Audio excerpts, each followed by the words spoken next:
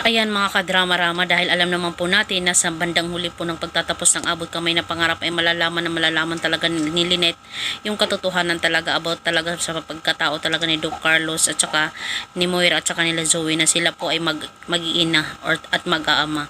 Syempre, sasabihin ni Lynette, dahil alam naman po natin ngayon na si Lynette talaga is magpapakasal na sana dito kay Doc Carlos. Sasabihin na lang ni Lynette na kayong dalawa na lang ang magpakasal, mga sinungaling kayo, no?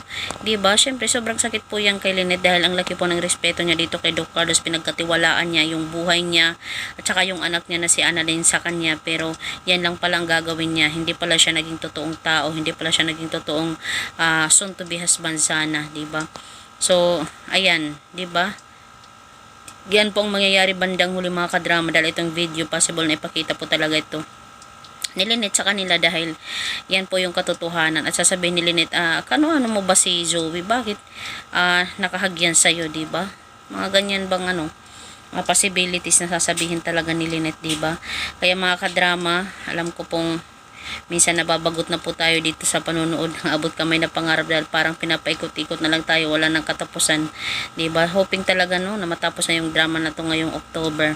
Kaya abangan na lang po natin mga kadrama yung next na mangyayari dito dahil syempre para kay Lynette sobrang sakit po yan para sa kanya, diba? Kasi nung una nasaktan siya, tapos ngayon nasasaktan na naman siya, pero ayan, dahil po yan sa kagagawan po ni Moira, diba?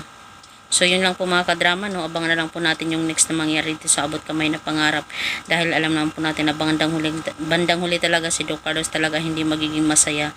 Dahil yung mahal niya, pinakamahal na mahal niya na si Lynette ay mawawala lang sa kanya sa isang iglap dahil sa kanyang nagawang kasalanan sa hindi pagsasabi ng katotohanan. Kung naging totoo sana siya, possible pa talaga na maintindihan siya ni Lynette, diba? At tuloy pa yung kasalan nila. Charot. So yun lang po mga kadrama, maraming salamat po sa palagi niyong panonood ng aking mga video. Huwag niyo pong kalimutan na i-like, i-share, at subscribe po yung aking channel dahil malaking tulong po ito sa aking channel. Thank you so much and abangan niyo na lang po yung next na video na i-upload ko. Maraming salamat po. Thank you. Bye bye.